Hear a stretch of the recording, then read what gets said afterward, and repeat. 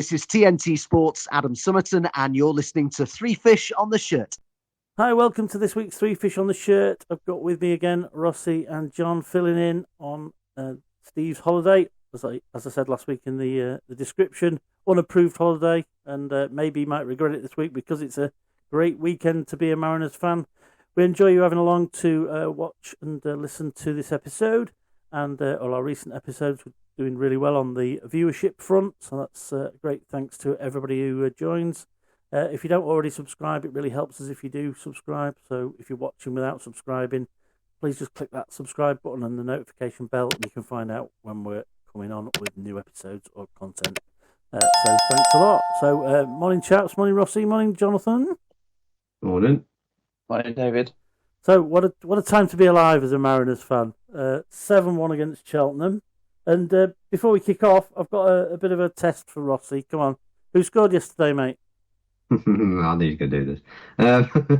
But Jamie Walker got 2. Sweeney got 2. Cambia got 1. Corey got 1. Vernon. Yes! We got that. We got it first time. Yeah, now I can remember him. It was KB you missed yesterday. I don't know how I missed that. So for anybody who doesn't know, and you should go over to Rossi's TikTok, it's at Rossi GTFC, as he's got on behind him, and in his little description there. Tried to name the scorers in his review until run out of steam, and there's always one. I did have a bit of an embarrassing thing happen last week at the game. Went to meet all my mates in the fan zone, and had my daughter with me because Jane was on holiday, who sits next to me, and she gave a ticket to my daughter, and I introduced her to all my friends in the fan zone, and I got to who I now remember as Sarah, who I've known for a few years now, and I just couldn't remember her first name. So embarrassing. Anyway, I bumped into her yesterday and apologised again. So, irrelevance out of the way. So, what a great game yesterday. And yeah, having said that, in the first half hour, I'm thinking, this is typical Town. They look absolutely awful, and we're 1-0 down. And I didn't think we played that bad. We just, Rossi, thoughts on the opening?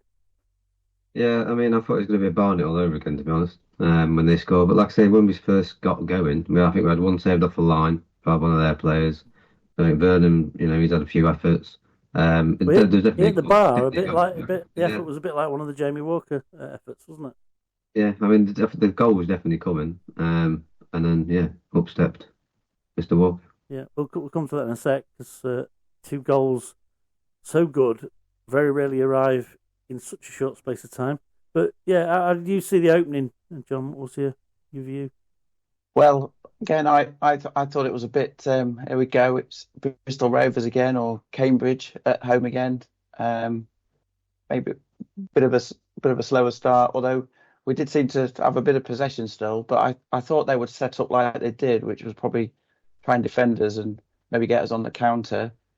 And they probably set up to frustrate us, really. Yeah, I spotted quite early on that they weren't quite as good at that as Bristol Rovers were and Cambridge were in the early phases, because we had some really good possession down particularly down the left-hand side with Vernon. But also, I just sensed we weren't quite as bad as those other games.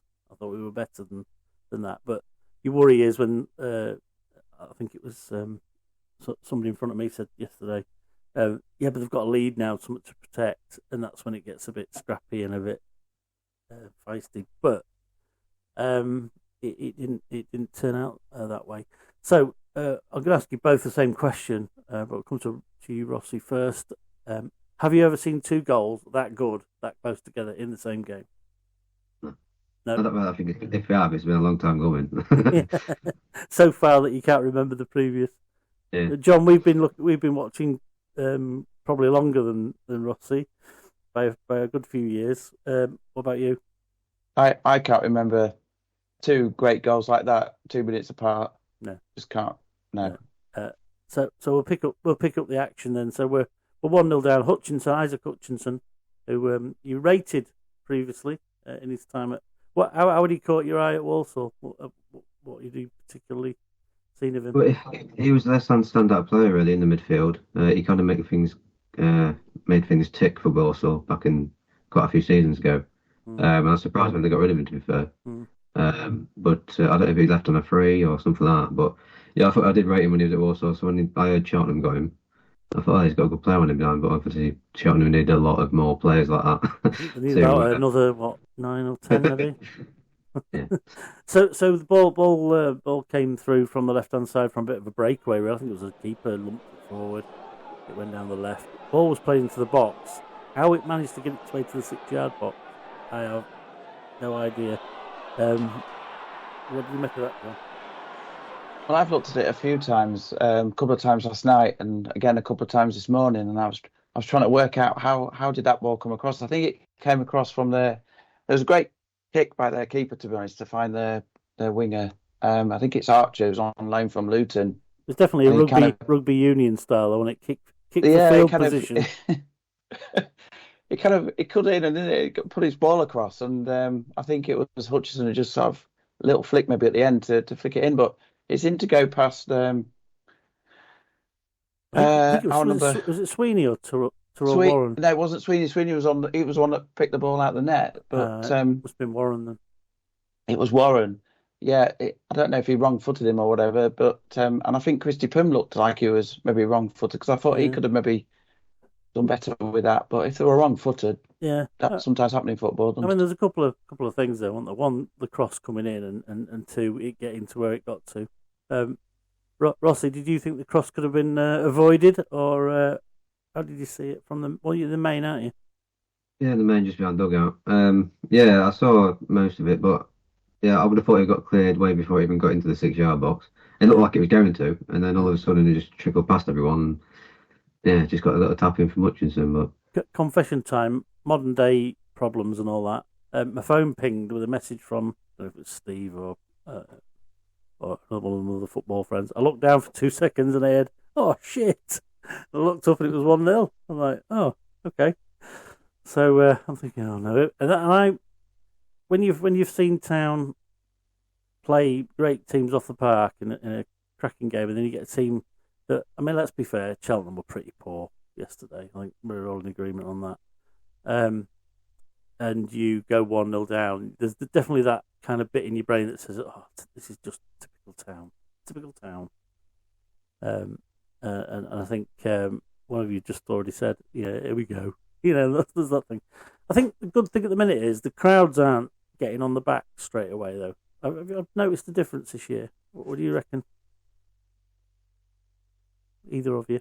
Sorry, I've been directing, haven't I?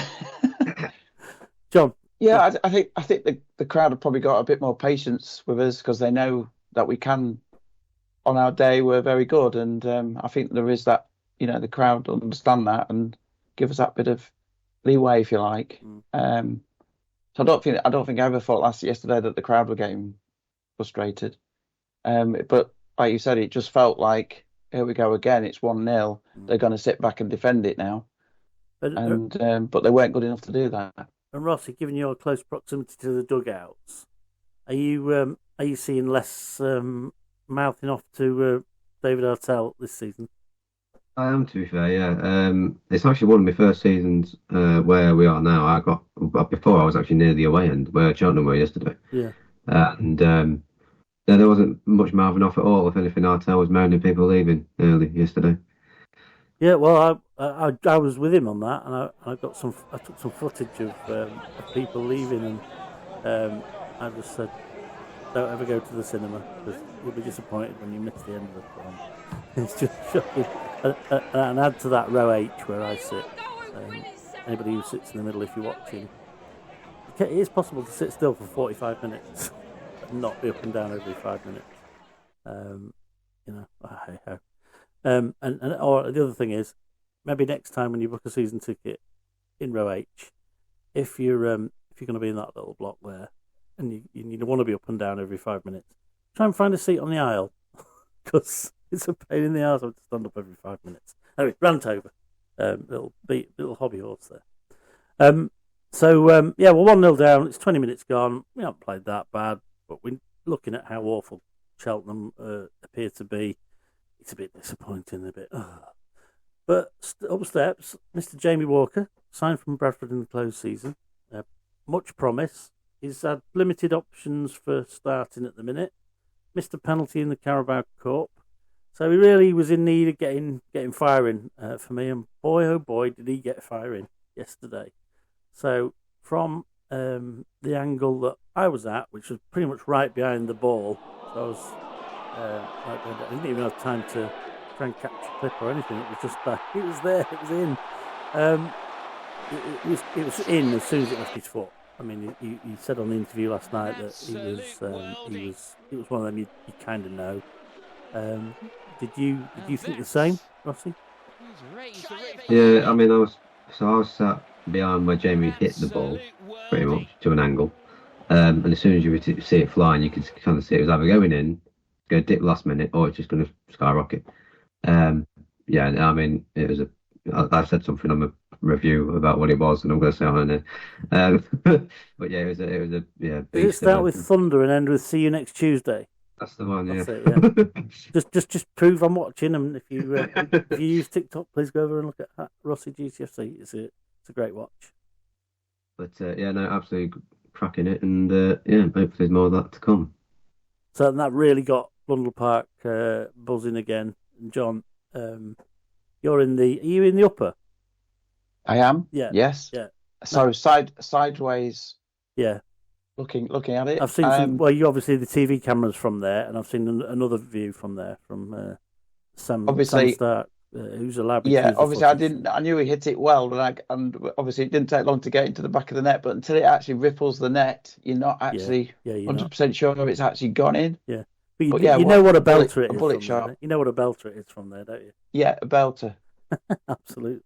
So that got the spirits raised, and barely had we got back on our seats, and I think there was the foul that came in from Pell was the first booking that Pell got. For anybody not familiar with Harry Pell, yesterday returned to Blundell Park, much hated as both a Cheltenham player and everywhere else he's been. He's just a shithouse and not very nice, and nobody likes him, and everybody was giving him dog's abuse yesterday. Gives away a foul. Walker takes it over towards the middle of the pitch, plays it out wide, links to Vernon, and then comes for the ball. Just runs in, picks it up, just runs straight to the edge of the box. And I actually thought from my angle, until I looked back at it, that he was a bit closer than he was, but he was just on the edge, right on the very edge of the box, far side on the left, and it was almost a dink. He didn't blast it. It was just like a if there was in Ryder Cup mode, a nice little chip straight onto the green in the next to the pin. Some goal again. And you know the first one's probably shades it out the two, but your view of that one, Rossi? Yeah, I mean, I don't know if it was going in because where I'm sat, you can't really see from where I am if it's going to go in or wide or over or anything. But yeah, looking back on it, I don't think he just hit a ball as delicate as he could. Because delicate is the great word. It was. It was just like he passed it in top corner. Like there's no power on it. There's no. It just proper. I'm going to place it in there, and that's what happened. So yeah, from my position in the pontoon, it kind of looked like this, and I'll play the clip, and then from the other angle, you can see pretty much it's going to go in from, and that's from where you are, John. You'd have had a better idea. Exactly. On the second goal, I could actually see it curling in. So you knew it was going in before it hit the net, which is an even better feeling, isn't it? yeah, it's a bit more reassuring, all round. Yeah, absolutely. So from that feeling of, oh God, here we go, typical Town, are we going to be crap against a crap team? We find ourselves 2-1 up, and it was like, oh, well, how did that happen? You know, and especially had it happen like that. And it meant we were going into half time on a high.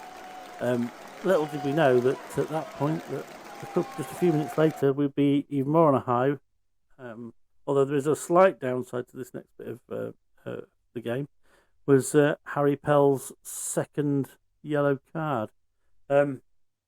What was your guys' view of the thing? Rossi, will come to you first on this one. Pell sending off. It wasn't a second yellow. If anything, it was a straight red. I think even if he didn't get booked, it's a red. Absolutely chopped him a new one. Yeah. And then obviously he come off and he didn't even look at anyone. Just had his head down. That was it. I don't think even the manager even looked in, to be honest. Now, I haven't checked this independently, but somebody told me yesterday it was his debut yesterday for him. Yeah, that's what I understand, Dave. Yeah. Good. Anyway, the only downside is that it spoilt the fun because we were just get warmed up and getting stuck into him, weren't we? And he's gone. He's got sent off. Yeah, so we go into half time, 2-1 up, and them down to 10 men.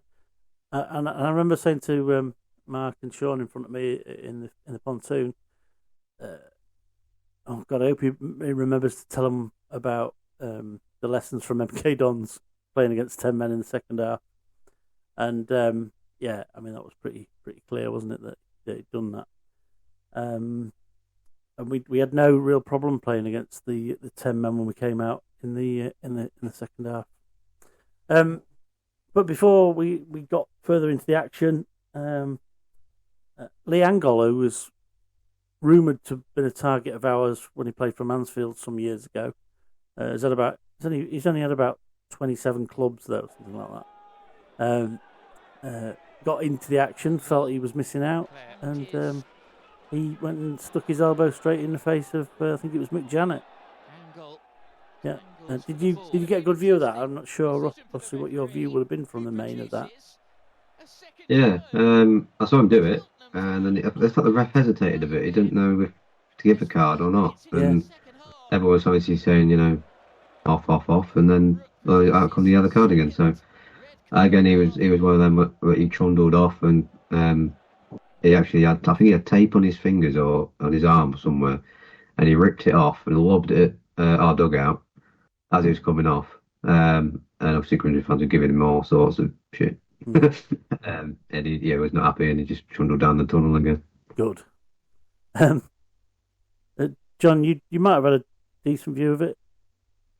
Yeah, again, if they behave like that and they chopping at our players and stuff, you've got to expect the worst, haven't you? And I thought they were frustrated after the second goal. So, yeah. And I just think it was just they lost it. Yeah, and down to 10 men. I think you saw Rodgers talking to him after he'd been sent off, and he's just going, "Mate, you went like that. What do you want?" kind of thing, What outcome do you expect from that? And one of the things I did notice in the first sending off, the Pell sending off, was McJanet ran over to Vernon and more or less held him down. I'm just visions of him saying, "Stay down, stay down. This is good." A bit like Lever to Peter Andysides when we played Fulham in the '97 playoffs, and Pesha Salido early on in the game, more or less in the very same spot on the pitch, took out Handysides, and Lever went over, and Mark Lever, who's been on the pod, said, "I don't like play acting and whatever," but I said, "Peter, you do take your time, stay down, because this is potentially good for us." So down to 9 men. Have either of you ever seen us play against 9 men before? It's a bit of a rarity. No. Not that I can think of. I have once, and I can't remember. Oh, I can remember the game. It was Blackburn away. It was 1-1.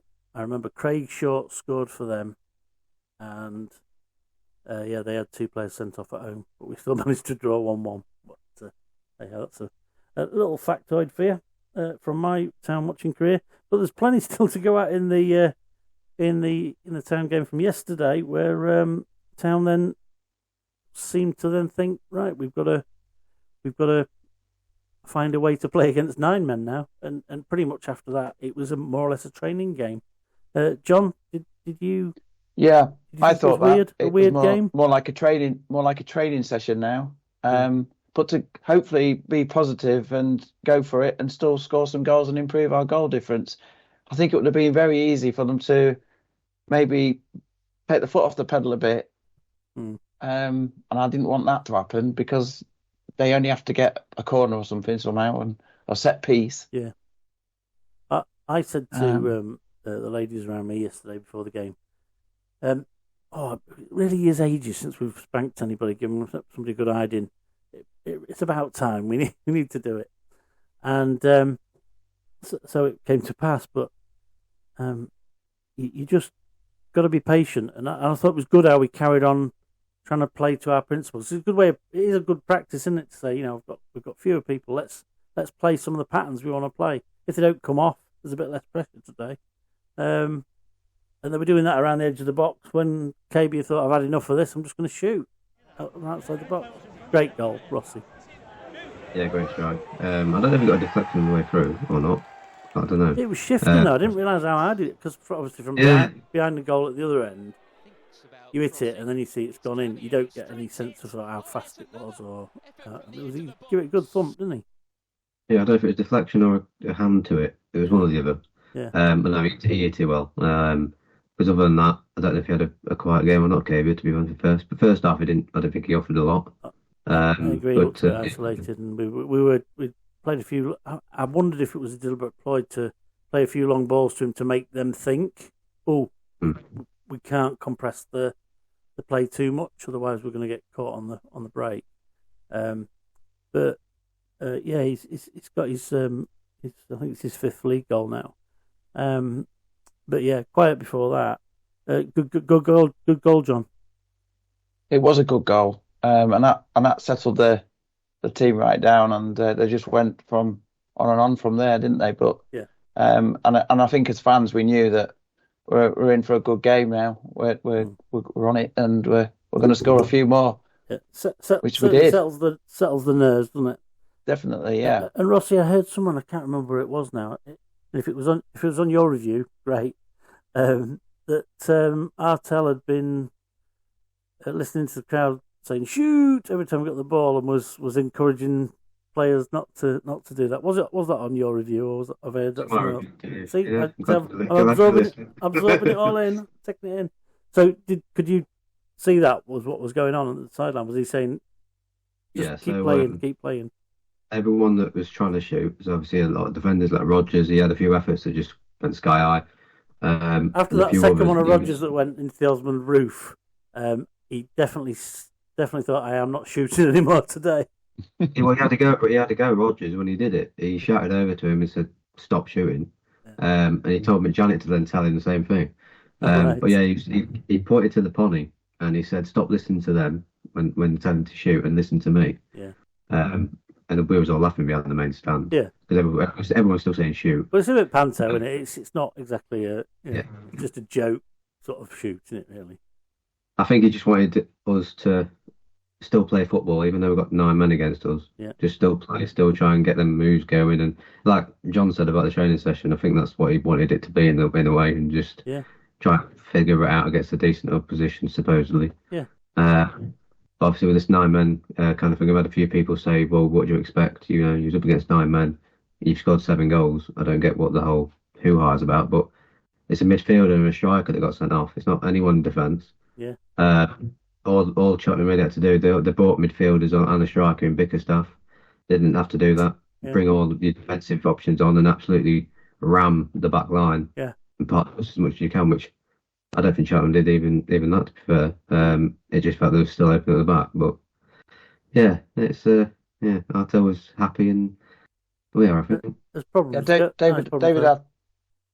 Artell just wanted us to be professional, remain professional, I think, which is what we did. Well, one of the things I heard him talk about at the start of the season, around things like the Cheltenham Town game, where we won 1-0, and you think, we ought to be battering them, was geography on the pitch, where everybody's going to be. And he had the opportunity yesterday, and that was the point I was making to the ladies around me. I love it if we could get nicely ahead, so we can get some of these other lads on the pitch, especially seeing that Jarson Van Thorsten was back and Danny Rose. And wouldn't it be great to bring them on, not having to worry about trying to win the game or trying to scrape a draw? And that's what he was able to do yesterday. And given the amount of time that they've both been out, geography on the pitch and getting used to your new teammates and people you've not played with in a match situation isn't bad training, is it really, at the end of the day? And I think that's good advice from the guru, and I don't think he's got any detractors at the minute, as Mr. Artell, so good on him for that. And then just a few minutes later, there's not many minutes between any of the goals now from here on in, Sweeney got in on the act, and it was a bit scrappy in one respect. That the ball was pinging around in the area like pinball. I think it was McJanet who smashed it back across the goal, and Sweeney swiveled, and with a whole goal at his mercy, managed to put it off the right hand post. Just absolute domination, really. It was a game of we've got the ball, we can do what we want, and we're gonna play it around. Pinball goal was that the view your end, Rossi? Yeah, pinball. I was just waiting for someone to put it in the net, to be honest. It's just got bashed about that many times. You weren't saying shoot to it. No, not really. No. I wanted it on a few occasions when Artel kept moaning just to wind him up. But Sweeney. I think Sweeney had a good game anyway yesterday. I mean, he didn't really have to do much, but I think a lot of subs come on. Obviously, Van Bossen come on, which he got standing ovation, which is great. Yeah, like a new signing. Yeah. When everyone else come on, I think Sweeney kind of went into a midfield role in the end. Yeah, he said he was playing like as a left a number 8, slightly left side number 8, and getting more advanced. And he says I think still saw KB taking one off his toe at Milton Keynes and said I want to score more goals. So I think it's only the second time ever that he's scored more than one. So he had a good game and deserved the goal. Yeah. He said on his little interview after the match yesterday that there's no point in me staying at left back. I might as well get up there and be more of an attacking threat. Yeah, no, and he said that. And I think somebody else pointed out he scored more goals than Denver Hume did in 21 minutes yesterday. The whole time Denver Hume was at the club, and I say his skills is probably slightly different, but he's definitely a better defender. And he's probably not the delivery man. I think Staunton's more of the delivery man, although in the last couple of games he's not been quite on it. But he certainly gets into advanced positions, and I think in the way we play, Rodgers is a great example. I know you have it's all right yesterday, Rossi, but last week it wasn't all right. Rodgers popping up where you're thinking, how do you play against? How do you put a shape together to deal with the centre half playing at right back who just goes where he wants? I think it kind of works. It's very fluid, isn't it? Yeah, and that's why I think David Artel, if you ever speak to him in the fans forums and things like that, he never likes to talk about formation like we'll refer to 4-4-2 or 4-4-3-3 or 5-3-2. He's more or less it's positions on the pitch where you end up. Is the important bit. It's how you create that space.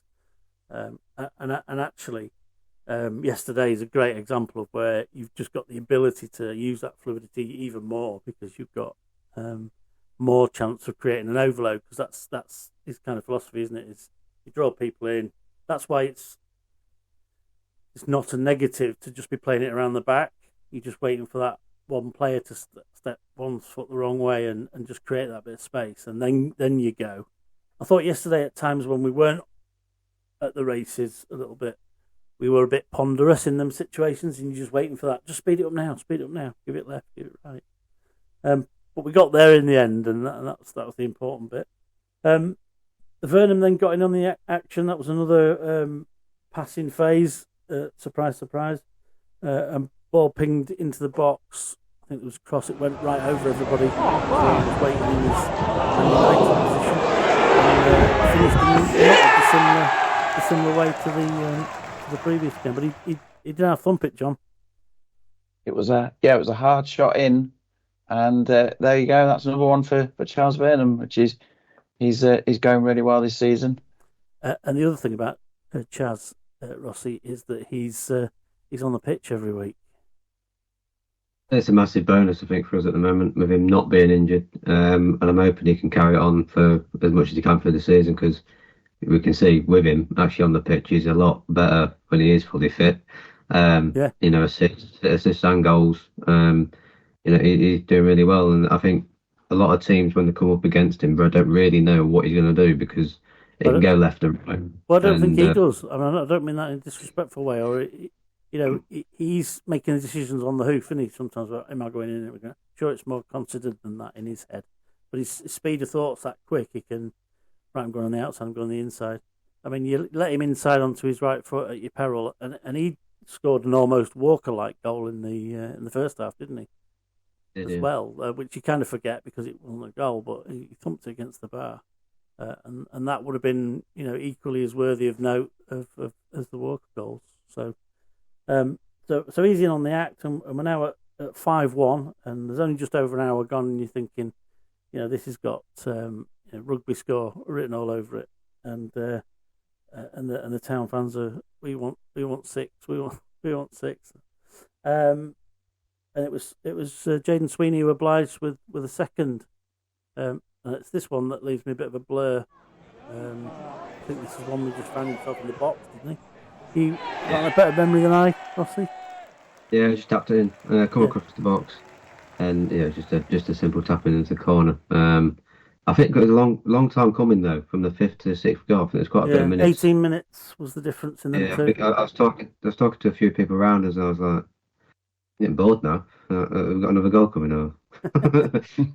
and then like buses, Evan Corey comes and weighs in, and it was this one was great work by Soon-Suk Bell, who took the ball deep into their box, of which we had where was it?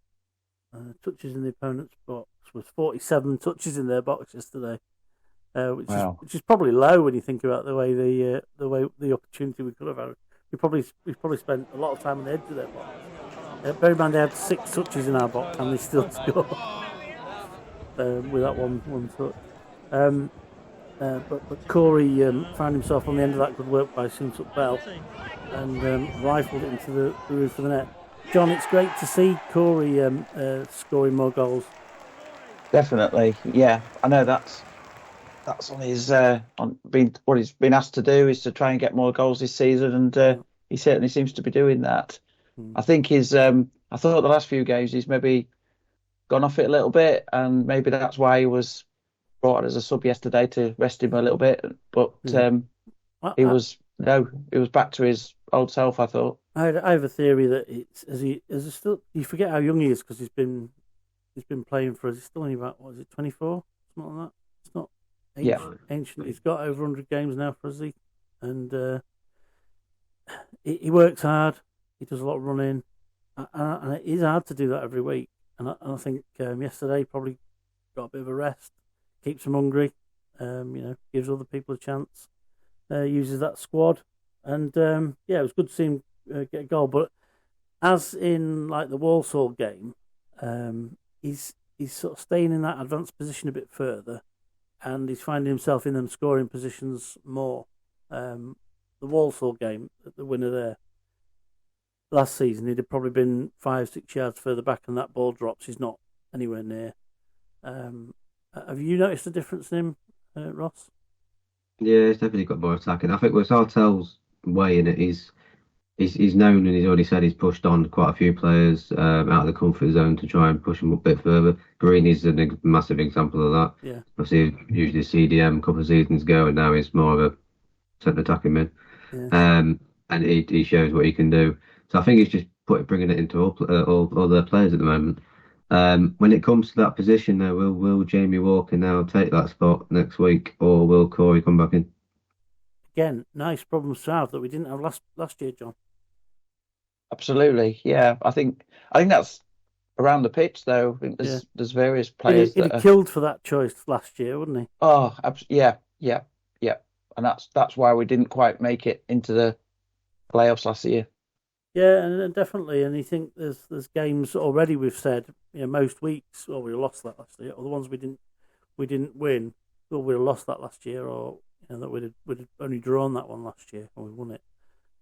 We've been able to say that on a few occasions yesterday. So that rounded up the scoring on 83. It turned out there was still another sort of 10 minutes left with the 5 minutes added on. We didn't manage to score anymore, but I don't think anybody went away disappointed. There was, as we said earlier, there was a few leaving from about the 80th minute, and you think, don't go to the cinema. You'll be disappointed. Artel turned around and he said, "Where you go?" He spoke to some man, and there was just quite a few walking down main stand. He said, "Where you going?" He's like, "Oh, well, I'm going." He says, "She must be good. It must be going. You must all be going on a date." Well, the Good, guy, isn't the guy a couple of seats down from me, because I'm not backwards at coming forwards. I'll shout stuff down just to try and get a bit of a laugh going in the pontoon. And this bloke shouts to me, they might be working nights. I says, what, all of them? They're on the same shift. But I think the fans going early, especially when you've had a good game like that and you've seen some good goals, and they need capping off at the end. Yeah. That's why I stay to the end. And same, and actually, it's not Old Trafford. You don't have to sit in the car park for 3 hours to get out, and you need to be first there, do you? I mean, Christ. Sometimes, actually, if you hang back a bit, it's easier when you get out. Yeah. Straight out. Anyway, we don't do that. I'd be genuinely interested to hear from people who do kind of leave early and hang about near the exits, or just go. I mean, the people just going. Just genuinely interested in your motivations, and like I say, some people maybe have really good reasons, and I'm sure there's things like family emergencies. I mean, the only time I've left a game early recently was last season. I left a Walsall game in the second minute because my daughter was poorly in Manchester and we had to shoot across to see her. But yeah, other than that, I think I can only remember one other time. And I think we were getting beaten by Peterborough 3-0 at home on a Tuesday night. It was absolutely dog-awful game. And I was just walking down Imperial Avenue when we scored the one goal to make it 3-1. And that's the only time I can ever remember leaving early.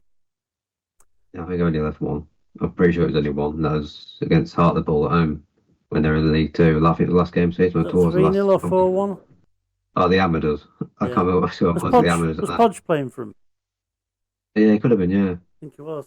I think I missed They that bought a game. massive following. Yeah, well supported. All I can think of, Dave, is that they're leaving a few minutes early just to get that 10, 15 minutes home earlier to miss the traffic. But I don't know. I think when your team plays like that, you need. Yeah. Like I say, it's not Old Trafford. Exactly. Take a view. Anyway, so other interesting things to know. In a game of yellows and red cards, there were none for Town. Not one. It's weird, isn't it? Yeah, I didn't pick up on that, but somebody mentioned it yesterday. Kinsella was yellowed on 12 minutes. Pell on 39 for Walker's first. No, 40. So Pell's 2 cards came in 4 minutes. Then am I got that right? If it was Walker's second goal, it was. Again, in my mind, looking back on the game, I'm thinking that it was like 20 minutes or whatever, but it was 4 minutes. Angol 50 minutes, and Hutchinson got a yellow on the 55th minute, so an hour's was clean. We had 76% possession onto their 23, and I think that 23% possession was probably in the first half hour, to be honest, wasn't it? Yeah. 47 touches in the box to their 6, 27 shots total to their 3, 13 on target to their 1, and their 1 went in.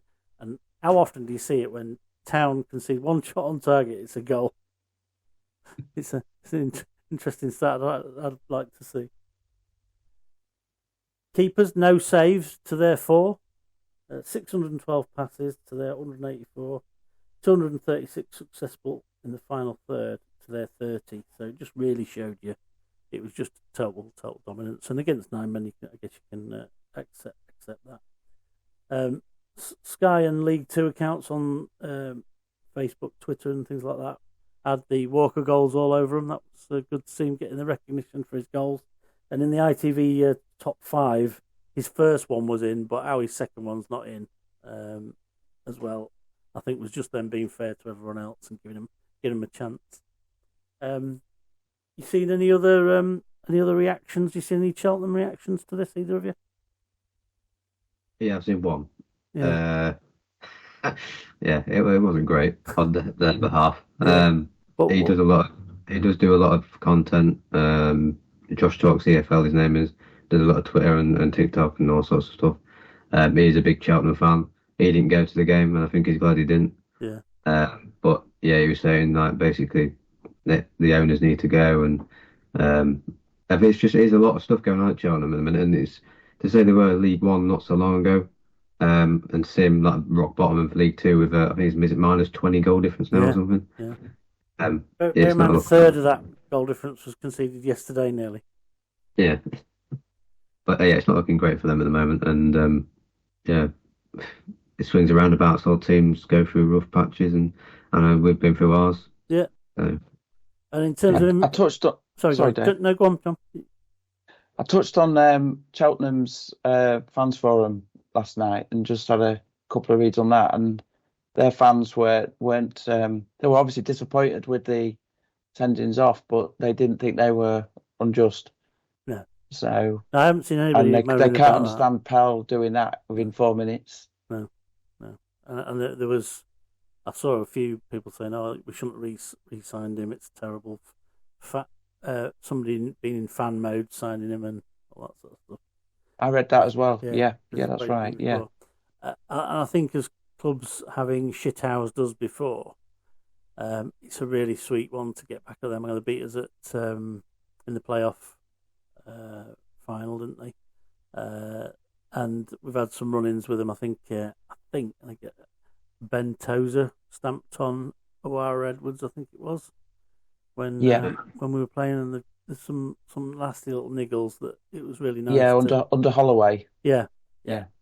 And I think it's nice to get one back on them, and certainly the Pell haters went home satisfied yesterday, definitely.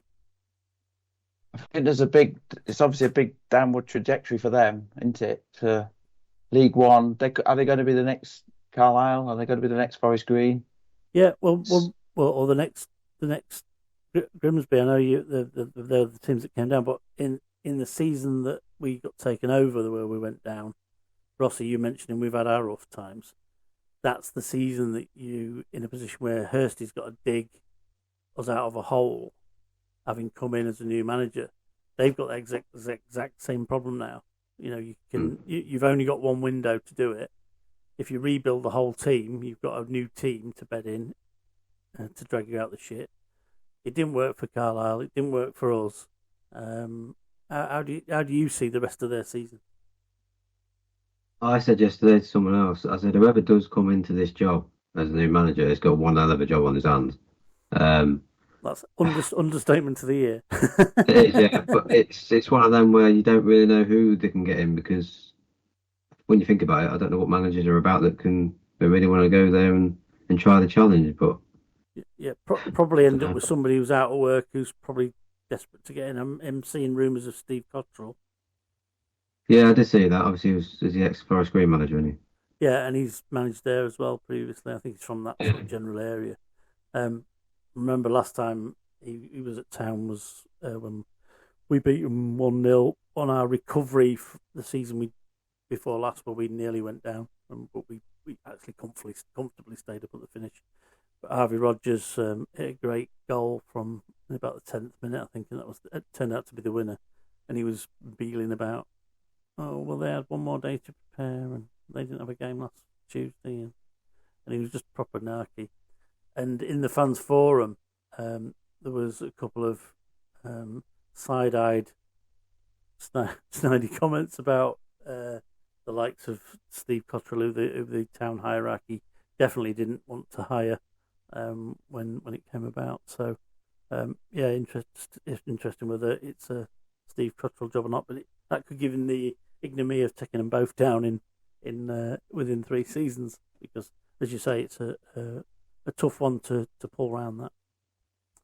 Yeah, so, 100%. any other observations from yesterday's game? Any funny little tips from the match, or anything you saw of interest that made you smile or interested?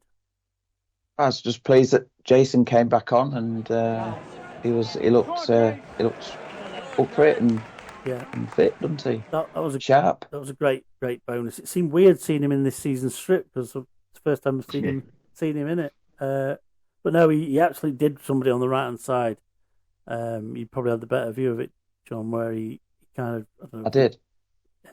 What did he do? Because it just kind of jinxed him, really. He sent him the wrong way, didn't he? Yeah, he just went round the back of him. Sent him to the shops, I think is the term. Yeah.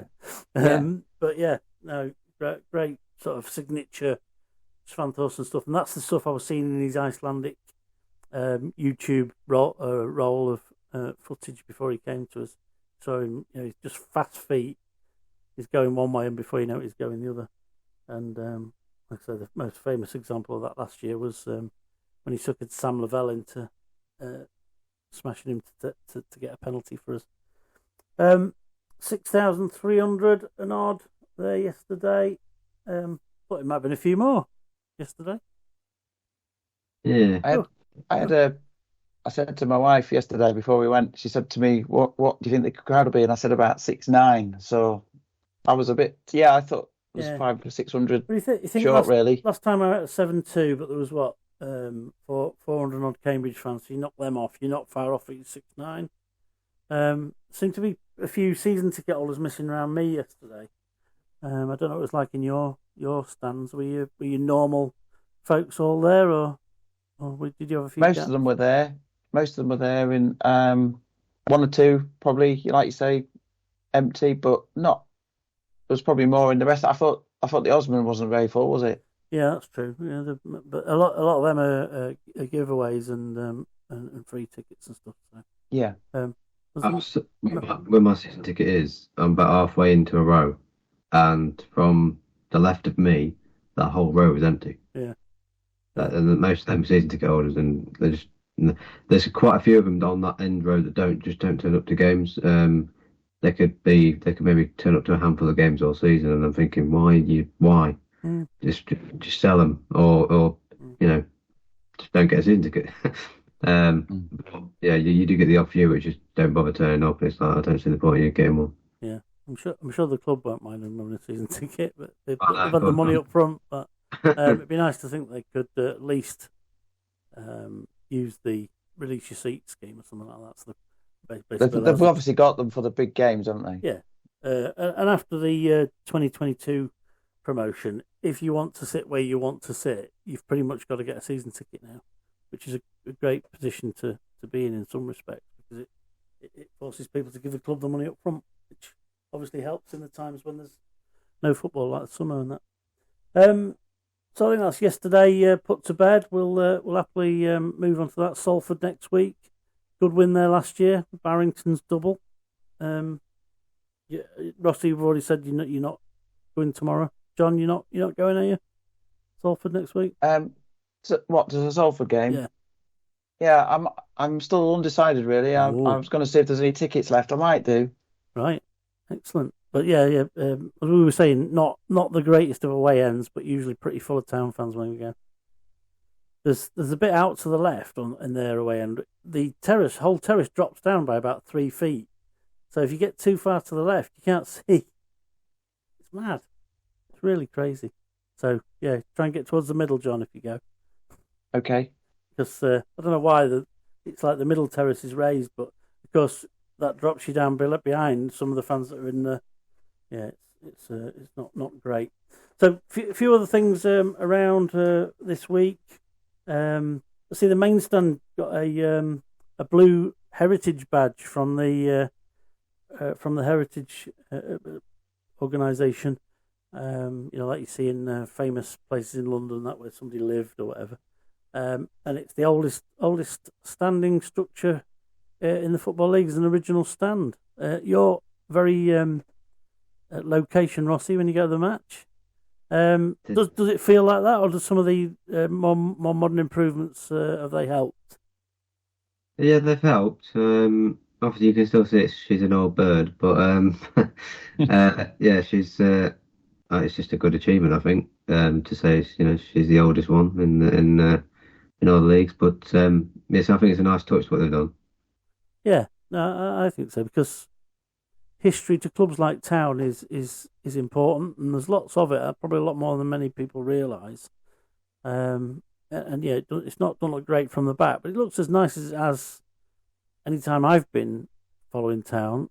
Now it's all done out in the black and red, and the some of them stanchions have been removed, which has probably helped where you are, Rossi. But John, she's an old gal.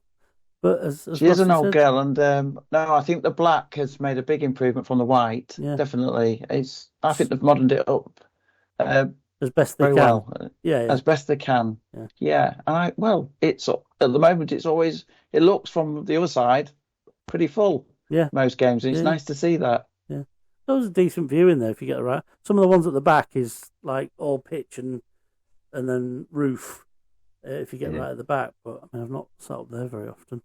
But same in the Osmond. But no, there's a lot of people who prefer to sit in there as a good view. It is all right, yeah. I'm about 3 rows up, so I'm pretty decent level ish. But I've got a pole pretty much sat in front of me. Have you? Down, trying to sit around it. But it's actually all right. You don't really notice it because half the time it just misses out the centre circle, and that's about it. Which half the time the ball's never around the centre circle all the time, is it? Good view of both goals though from there. I did, yeah. You're not like we are. You're really close to one and a long way from the other one. You kind of get the same view of both. Yeah, pretty much the same, yeah. Are you behind the away dugout or the home dugout? Home. Oh, right. Yeah, straight behind our tail, literally. Right. So yeah, that was a nice little touch. Obviously, in the week we had the Carabao Cup draw. Rossi, I joined you on your live. Thank you for allowing me to join you. We'll watch the different Carabao Cup game, and then the draw, which we got Brentford. So, John, what did you make of the Brentford draw? What was your view on that? I've had varied views. Yeah, I thought Brentford was a decent tie, really. I think Rossi's got a soft spot for Crystal Palace. I've probably got a little bit of a soft spot for Brentford, really. I think they've, particularly when they had Wissa and Bumo playing for them last season. Thomas Frank, the manager. Obviously, I know it's changed now, but no, I always like to watch the Brentford games. I think they've done really well. I think it's for teams like us, gives us that hope that we can maybe be there with them at some point if they and Bournemouth can do it. Why can't we in the future? So I think there's still a good, well-run club. I think David Artell's probably suggested that. He knows people there, and he said that they're a very well-run club. And but at the moment this season they're doing well at home and not so well away. So I think we've got a chance. We just need to be really at them when we come out, start fast. But they do, don't they? If we're going to get a Premier League team, though, you'd want it to be at home to have a bit of a chance, and you'd want it to be a Brentford rather than a Liverpool, wouldn't you? If you've got any chance of getting through, and I'm not saying that means because it's Brentford we're definitely going to get through. But certainly there's the hopes there, and if we get behind them and the lads turn up like they did against Man United, it's not beyond the wit of man that we could have another upset on our hands. Rossi, what was your take immediately after? Yeah, a lot of people, like I say, they weren't too keen on it because they wanted a bigger club, should I say. But I think it's a great draw for us. I think we can beat them. I actually tipped them to get relegated this season before the season started. I was going to be happy with them or a Wolves or something like that because they are rock bottom of Prem and they are struggling. Wolves got their first first point on the board yesterday. Brentford beat Man United yesterday 3-1. Well, they've got Liverpool a few days before they play us. Yeah, exactly. So they have got a very tough month. A bit like us, though, to be fair. We have October as well. So it swings and roundabouts, but I think it's good. A good team to get. I think Jordan Henderson is going to be pinging the ball around at Blundell Park as well when he comes. Obviously, like I said, they beat Man United yesterday, but a lot of them goals that were scored for Brentford yesterday, I think, were keeper errors from Man United, which don't really shock you nowadays, does it? Keeper errors, you say? Man United? What's a thing to say? I can't remember a time when such a thing was a problem. About 3 weeks ago. Yeah. But other than that, yeah, great draw, I think. Yeah, my view's always been anybody at home. If you get a home draw, great, 'cause you can get your home fans behind you and you've got a chance against anyone. Or a big team away. We didn't get the big team away, but we weren't far off. Other things around the club this week, there was a new Anthem range of sportswear. I think like jackets and stuff with a nice white and red band. From the photographs, I was like, oh, that's nice. But when I saw it in person on people yesterday, I thought it looked really, really smart.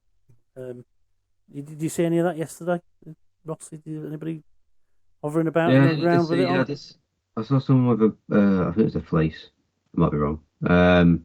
But it does look smart. But to be honest, I think everything this season in that club shop, I'd happily get. So if anyone's looking and watching and got any Christmas ideas, you know where I am.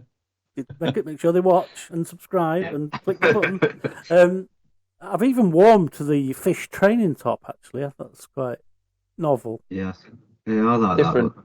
Yeah, other people don't like it. I think it's a Marmite situation, isn't it? Definitely a Marmite fish. Not sure. John, do you ever grace the club shop? You've got this year's town top on? I've got. I have to be honest, Dave. I like all 3 shirts, and I've bought them all because I like them. I think they've got it spot on this year. We know where to come for a sub, don't we, Rossi? Yeah. I normally get 1 shirt, but I don't normally get 2 or 3. But they were just so good. I just thought, I just like them. They've just made a really good job of it. Found out to our cost when we tried to give a shirt away. The tale's been well told on this channel, but there was bugger all in the shop when we wanted to give a shirt away. They've got new stock coming in the next week or so, though. So anybody who missed out on the 3rd shirt or the 2nd shirt, definitely got more coming. So that's good news, and I think it's another example of the club really sort of smashing it out of the park in terms of the commercial side. You know, getting more income into the club. I know that all the money that comes from it doesn't necessarily go to the club, but a proportion of it will. And the more they sell, the more they'll get. So that's good. Talking of finances, our sponsor, Winner Chicken Dinner, who this week announced a £5,000 donation to the Grimsby Town Foundation. So they do a lot of stuff around the club and things that are positive in the community. So it's another great example of our sponsor really supporting the local community effort and linking the club to that community effort. And like I say, we're involved; they're involved in the club. There's a nice community feel around that sort of donation. And I think it's important, Rossi, to keep that sort of community bit going. Yeah, 100%, yeah. Just try and get everyone involved and different things coming into the club now where, like I say, everyone helping different sections, whether that's disability or the founders and whatnot. It's nice to be a part of and nice to see. Definitely for fans' point of view as well. Yeah, and John, local locality and community has always been sort of important to the club, but I can't remember it ever being so close and tight as it is now. Oh, it's special times, I think, at the moment, isn't it? With all the kids and the shirts, and I go back to the Manchester United game, and I just can't believe how many fans actually were wearing shirts that game. Yeah, it was just unreal. But David Artell referred to it, I think, in the fans forum. He said, every other person was wearing a black and white one, and whoever wasn't was wearing one of the others. It's crazy, and I say that's a commercial opportunity, but also that sense of togetherness, isn't it? And everybody being on the same side, which is helping, I think, and that's down to the owners as well, creating that aligned culture that we've heard and talked so much about. A couple of other things then before we close. We had a great response to the Brighton video last week, and Dean Gallagher coming on. I've seen some comments, or some comments on the channel. Seen quite a few people sharing it, both via us and via other methods. Generally, really well received and seen as something important for us to talk about. You guys picked up anything this week on that? Yeah, I mean, I obviously posted on my TikTok, but on Facebook. Facebook got a lot of attention. I actually had people messaging me privately about me, asking if I'm all right and whatnot. So that was nice. TikTok wise, I put it on there. I think it's got pretty much near about 4,000 views on that video. Yeah. So I've got people checking it out and liking it and commenting, and it's gone really well. And like I said, I think it's still good that Brighton doing this initiative, like same as Norwich are trying to do as well. And get people talking still. And I think it is good. I noticed yesterday as well, by the way. I don't know if you've got it around your ends. The mind thing on like a plaque on the side. Yeah, I think there is, Literally sat in front of me. Yeah. I know yesterday for some reason. I don't know why. But that was there. So obviously Grimsby is still, trying to put that out there, message out there. And they've done some stuff with Navigo in the past, and but the Brighton stuff that I was really intrigued with was the stuff they do around it. Having people in the ground, and obviously probably not all the time, but giving matches, and I'd say it's just about starting that conversation. And like I say, the podcast will never be a mental health podcast rather than a Grimsby Town podcast.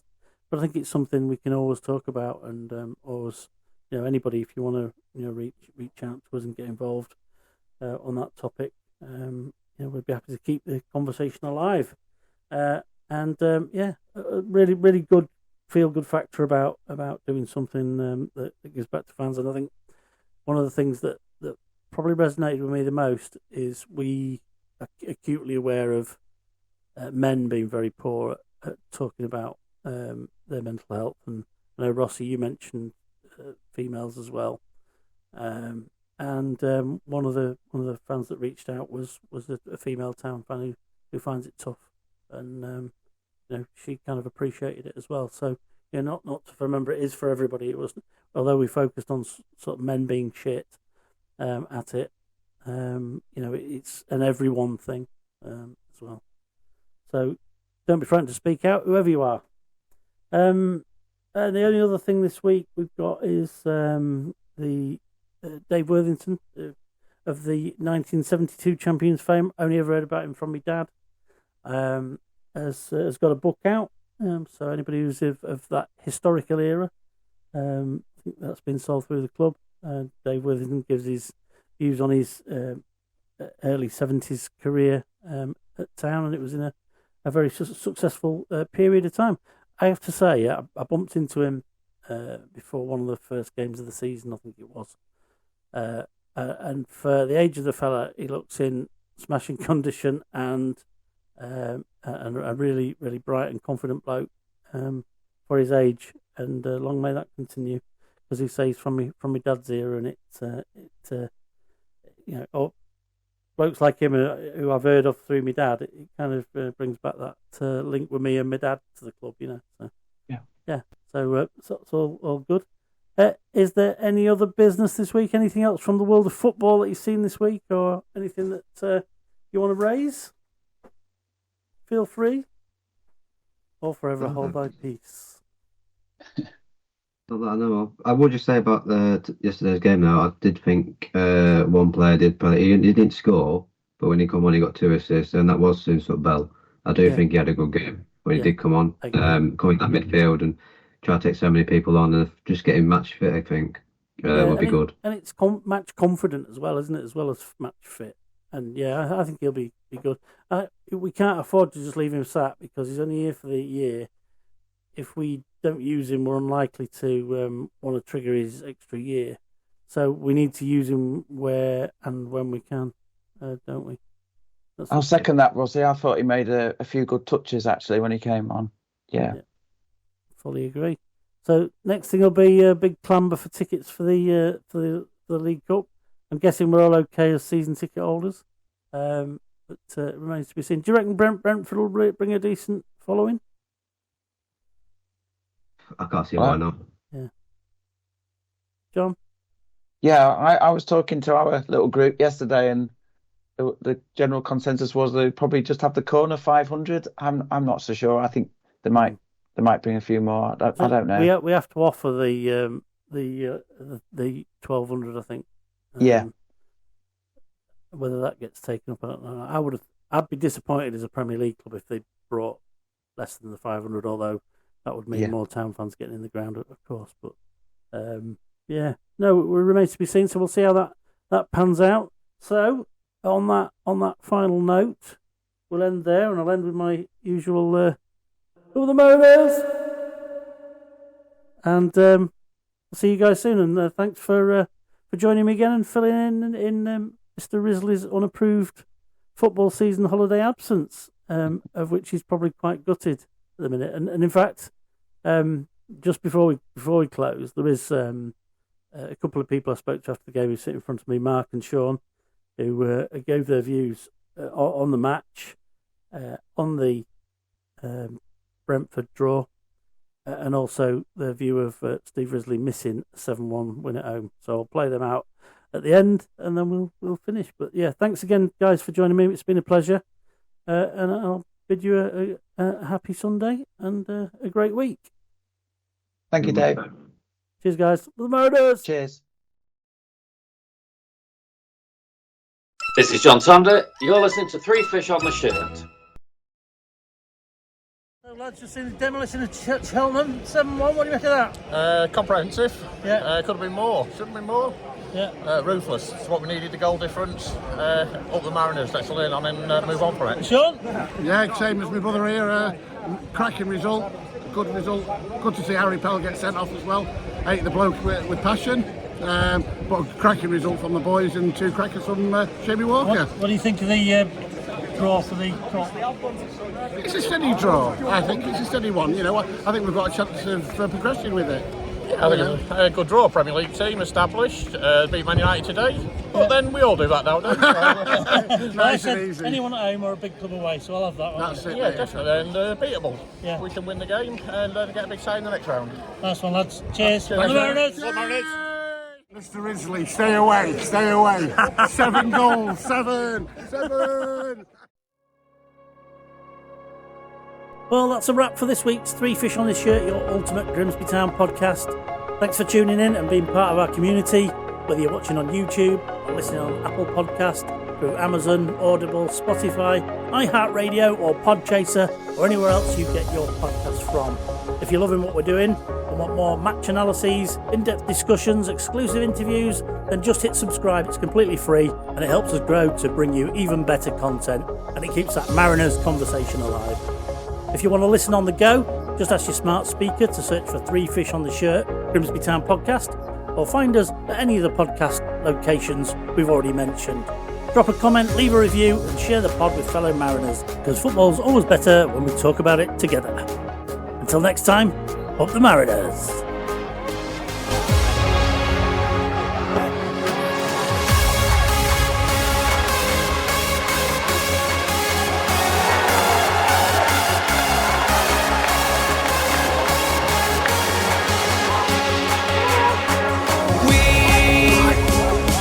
Have a purpose, but to take that leap.